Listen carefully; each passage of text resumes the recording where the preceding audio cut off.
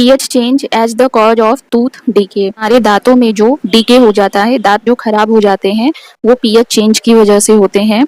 जब हमारे माउथ में पीएच की वैल्यू 5.5 से कम हो जाती है, तभी टूथ डीके होता है। टूथ इनेमल जो कि हमारे दांतों का बाहरी हिस्सा होता है, वो कैल्शियम हाइड्रोक्सी एपेटाइट जो कि कैल्शियम फॉस्फेट के क्रिस्टल्स होते हैं।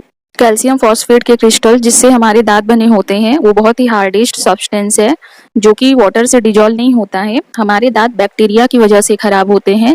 ये बैक्टीरिया ही हमारे दांतों में एसिड को प्रोड्यूस कर देते हैं, जिसकी वजह से हमारे मुंह का पीएच 5.5 से कम हो जाता है और हमारे दांतों में डीके हो जाता है।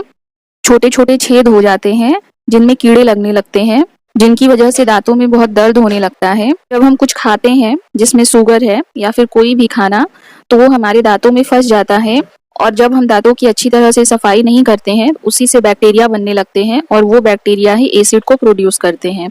इसीलिए कोई मीठी चीज या कुछ भी खाने के बाद दांतों को साफ करना चाहिए, ऐसे टूथपेस्ट से जो कि बेसिक हो।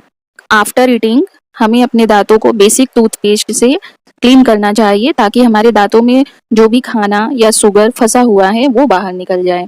वो चीजें जो हमारे दांतों में आसानी से चिपक जाती हैं, जैसे कि चॉकलेट या कोई भी मिठाई या कोई रेशेदार चीजें, उन चीजों को खाने के बाद जो लोग अगर अपने दांतों की सफाई अच्छे से नहीं करते, तो उनके ही दांत जल्दी खराब होते हैं और उनके ही दांतों में हमेशा दर्द रहता है।